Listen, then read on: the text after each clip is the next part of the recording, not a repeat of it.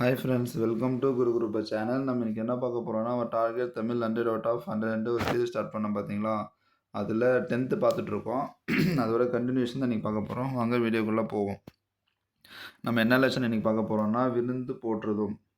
நம்மளாம் இப்படி ஒரு விருந்தினர் வந்தோன்னா, விருந்தினர்னாவே நம்ம தமிழோட பண்பாடு கலாச்சாரத்தை பொறுத்த வரைக்கும் நம்மளுக்கு தெரியாத ஒருத்தர் வந்து விருந்து உபசரிக்கிற பேர் தான் விருந்தினர். நம்ம சொந்தக்காரங்களுக்கு கொடுக்குற பேர் விருந்தினர் இல்லை. ஓகேங்களா? வாங்க சரி வீடியோக்குள்ளே போவோம். விருந்தே புதுமை என தொல்காப்பியர் வந்து சொல்கிறாரு. விருந்தே புதுமைன்னு சொல்கிறது யாருன்னா தொல்காப்பியர். முகம் வேறுபடாமல் முகமலர்ச்சியோடு விருந்தினரை வரவேற்க வேண்டும் என்பதை மோப்பக்குலையும் அனிச்சம் என்ற குரலில் வள்ளுவர் கூறியிருக்கார். இந்த மோப்பக்குலை அனிச்சம் முகம் தெரிந்து நோக்கக்குலையும் விருந்தன் என்று ஒரு திருக்குறள் இருக்கும். தெரிந்தானே? அந்த திருக்குறளில் நம்ம முகமலர்ச்சியோடு விருந்தினரை வந்து உபசரிக்கணும்ன்ற மாதிரி சொல்லியிருப்பார். ஓகேங்களா? நெக்ஸ்ட்டு பாருங்கள். சிலப்பதிகாரத்தில் ஒன்று சொல்லியிருப்பாங்க. தொல்லோர் சிறப்பின் விருந்தெதிர் கோடலும் இழந்த என்ன சிலப்பதிகாரத்தில் சொல்லியிருப்பேன். இப்படி என்னன்றாங்கன்னா, கண்ணைக்கு வந்து கோலனை பிரிந்திருந்து கூட எனக்கு வருத்தம் இல்லை, ஆனால் விருந்தினரை வந்துட்டு என்னால் போற்ற முடியாத நிலையனே வருந்துறான்ற மாதிரி சிலப்பதிகாரத்தில் கண்ணகி சொல்லியிருப்பாங்க. ஓகே ஓகே பாருங்கள். கல்வியும் செல்வமும் பெற்ற பெண்கள் விருந்தும் ஈகையும் செய்வதாக கம்பர் கூறுகிறார். கல்வியும் செல்வமும் பெற்ற நல்ல எஜுகேஷன்லையும் செல்வத்தில் நல்லா இருந்த பெண்கள் விருந்தும் ஈகையிலும் சிறந்து விளங்கினார் கம்பர் சொல்கிறாரு. என்ன சொல்கிற பாருங்க. பொருந்து செல்வமும் கல்வியும் பூத்தலால் வருந்தி வந்தவருக்கு ஈதலும் வைகளும் விருந்தம் அன்றி நுழைவான் யாவையன்ட்டு கம்பராமனை சொல்கிறாரு. கம்பர் வந்து கம்பராமாயணத்தில் சொல்லியிருக்கார். ஓகே ஓகே கலிங்கத்து பரணி என்ன சொல்லியிருக்க பாருங்க. கலிங்கத்து பரணி ஜெயங்கொண்டார் வந்து கலிங்கத்து பரணியில் ஜெயங்கொண்டார் வந்து விருந்தினர் உணவிடுவோரை முகமலர்ச்சி ஓமாக்கியிருக்காரு. விருந்தினருக்கு நம்ம சாப்பாடு போடும்போது அவங்களோட முகமலர்ச்சி இருக்குல்ல, நம்ம எப்படியெல்லாம் நம்மளோட முகமலர்ச்சியாக போடுறோமா இல்லை கடுகு வச்சுட்டு போடுறோமான்றதை சொல்லியிருக்காரு. விருந்தினரும் வரியரும் நெருங்கியுண்ண மேன்மேலும் முகமலரும் மேலோர் போலன்னுட்டு கலிங்கத்து பரணி சொல்லியிருக்கோம். இது எல்லாமே இம்பார்ட்டண்ட்டு, நல்லா பார்த்துக்கோங்க. எந்த மேற்கோள் கொடுத்தாவது இது யார் சொன்னான்னு கேட்கலாம். ஓகே அமிழ்தமே கிடைத்தாலும் தாமே உண்ணாது பிறருக்கும் கொடுப்போர் நல்லர். அமிழ்தமே கிடைத்தாலும் தாமே உண்ணாது பிறருக்கு கொடுப்போர் நல்லர் என்பதை புறநானூறு சொல்லியிருக்காரு. புறநானூறு சொல்லுது, உண்டால் அம்மா இவ்வுலகம் இந்தர் அமிழ்தம் ஏவதாயினும் இனிது என தமிழர் உண்டாலும் இல்லைன்னு என புறநானூரில் கடலுள் மாய்ந்த இளம் பெருவரது சொல்லியிருப்பார். கடலுள் மாய்ந்த இளம் பெருவரது வந்து இந்த மாதிரி சொல்லியிருப்பார். ஓகேங்களா? ஓகே நெக்ஸ்ட் பாருங்கள். நடு இரவில் விருந்தினர் வந்தாலும், நடு இரவில் நைட் 1 மணிக்கு விருந்தினர் வந்தாலும் மகிழ்ந்து வரவேற்று உணவிடும் நல்லியல்பு குடும்ப தலைவிக்கு உண்டு. அதை வந்துட்டு நற்றின சொல்லியிருக்கும். அல்லில் ஆயினும் விருந்துவரின் உவக்கும். அல்லுனா இரவு, நம்மளுக்கு எல்லாருக்கும் தெரியும். நடு இரவில் விருந்தினர் வந்தாலும் அவங்களுக்கு உபசரித்து வரவேற்க பண்பு குடும்ப தலைவிக்கு இருந்துச்சு என்ற மாதிரி சொல்ல வர்றாங்க. ஓகே நெக்ஸ்ட் பாருங்கள். தானியம் ஏதும் இல்லாத நிலை விதைக்காக வைத்திருந்த திணையை உறவிட்டு குத்தி எடுத்து விருந்தளித்தாங்க. தானியம் நம்மக்கிட்ட அதுவுமே இல்லை, அப்பு இருந்தோம், விதைக்காக வச்சுருந்த அந்த நெல்லை குத்தி உணவு செஞ்சு விருந்தளித்தாங்க அன்னிட்டு புறநானூறு சொல்லுது. குரல் உணங்கு விதைத்தனை உரல் வாய்ப்பெய்து சிறிது புறப்பட்டோன்றோர் இல்லை 2 புறநானூறில் 333. இந்த 333 இம்பார்ட்டன்ட். ஆனால் புறநானூறு நான் கம்பல்சரி தெரியணும். ஓகே இரும்பினால் செய்த வாழை, தங்கிட்ட காசு இல்லை அரிசி இல்லை, இரும்பினால் செஞ்ச வாழை வந்து அடகு வச்சுட்டு அதுக்கு ஒரு விருந்து செஞ்சாங்கன்ட்டு புறநானூறு சொல்லுது பாருங்கள். இரும்பினால் செய்த வாளை அடகு வைத்து விருந்தளித்த செய்தியை நிறனை வந்த விருந்திற்கு மாற்று தன் இரும்புடை பலவாள் வைத்தனன் இன்று இக்கருங்கோட்டு சீரியால் பணையம் வச்சுட்டு விருந்து வலிச்சாங்கன்ட்டு அதுவும் புறநானூறு 316 சொல்லுது. ஓகேங்க பாருங்க. இளையான்குடி மாறநாயனாரின் வீட்டுக்கு வந்த சிவனடியாருக்கு விருந்தளிக்க அவரிடம் தானியம் இல்லை. இப்போ ஒருத்தர் ஒரு வீட்டுக்கு வந்து இளையான்குடி மாறநாயனார் வந்து இளங்குடி மாறநாயனாரோட வீட்டுக்கு ஒரு சிவனடியார் வராரு. அவருக்கு விருந்தளிக்கிறதுக்கு அவர்கிட்ட தானியம் இல்லை. எனவே விதைச்சிட்டு வந்திருப்பாங்கல்ல நெல் பயிருக்கு, அதை போயிட்டு அரித்து வந்து பின் சமைத்து அதை படுத்து சமைச்சு விருந்து அளிச்சிருக்காங்கன்ட்டு பெரிய புராணத்தில் சொல்கிறாங்க. ஓகே நெக்ஸ்ட் பாருங்கள். நெய்தல் நிலைத்தவர் பாணர்னா இந்த பாட்டு பாடுவாங்கள்ல அவங்க தான். பாணரில் வரவேற்று குழல் மீன் கறியும் பிறவும் கொடுத்தனர். இந்த நெய்தல் நிலத்தவர் பாணர் வரவேற்று குழல் மீன் கறியும் பிறவும் கொடுத்தனர். அது சொல்லுது சிறுபனாற்று படை 162 163. இது சொல்லுது சிறுபனாற்று படை. ஓகே விருந்தினர் வந்தாங்கள்ல, சாப்பிட்டுட்டு அவங்கள ஒலி அனுப்பி 4 குதிரை பூட்டப்பட்ட வண்டியில் தேர் வண்டியில் 7 அடி சிறந்த ஒலி அனுப்பணும்னு சொல்லிட்டு அது புறநானூறு ஆற்றப்பட்ட சொல்லுது. விருந்தினரை வழி அனுப்பும் பொழுது அவர்கள் செல்ல இருக்கின்ற 4 குதிரைகள் பூட்டப்பட்ட தேர் வரை 7 அடி நடந்து சென்று வழி அனுப்பினார். காலின் 7 அடி பின் சென்றென்று புறநராற்றுப்படை சொல்லுது. இப்போ அது சொல்லுது புறநராற்றுப்படை. Okay okay.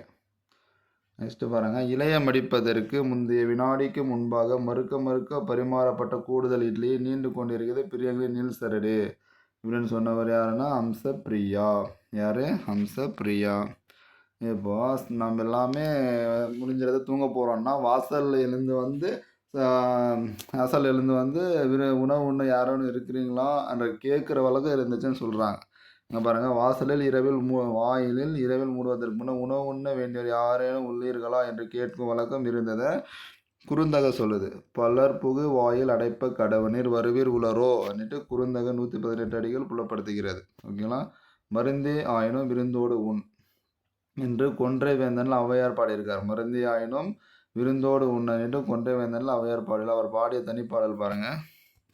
வரகரிசி சோறும் வலுதுணங்காய் வாட்டும் முரமுரெனவே புளித்த மோரும் திறமுடனே புல்வேலூர் பூதன் புரிந்து விருந்திட்டான் இது எல்லா உலகம் பெறும் அப்படின்ட்டு சொல்லியிருக்கார். ஓகே. நாயக்கர்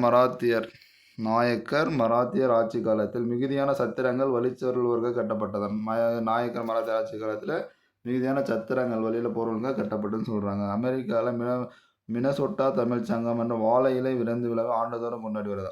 அமெரிக்காவில் மினசோட்டா தமிழ் சங்கம் வந்து வாழை இலை போட்டு விருந்து வைக்கிறது இது வரைக்கும் கொண்டாடிட்டு வர்றாங்கன்னு சொல்ல வராங்க.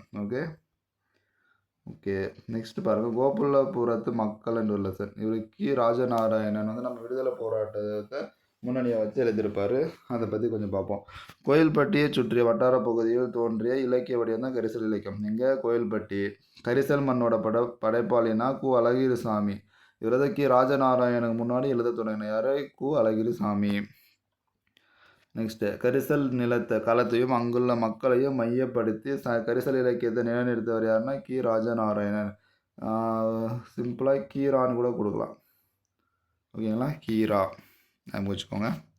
நெக்ஸ்ட் வட்டார வழக்கு சொற்களில் பாருங்கள். பாய்ச்சல்னா பாத்தி, பதனம்னா கவனமாக, நீத்து பாகம்னா மேல் கஞ்சி, கடிச்சு குடித்தல்னா வாய் வைத்து குடித்தல், மொகுலி சோற்று கஞ்சி, வரத்துக்காரனா புதியவன், சடைத்து புளித்துனா சலிப்பு, அழுக்கம்னா அழுத்தம், அணுக்கம்.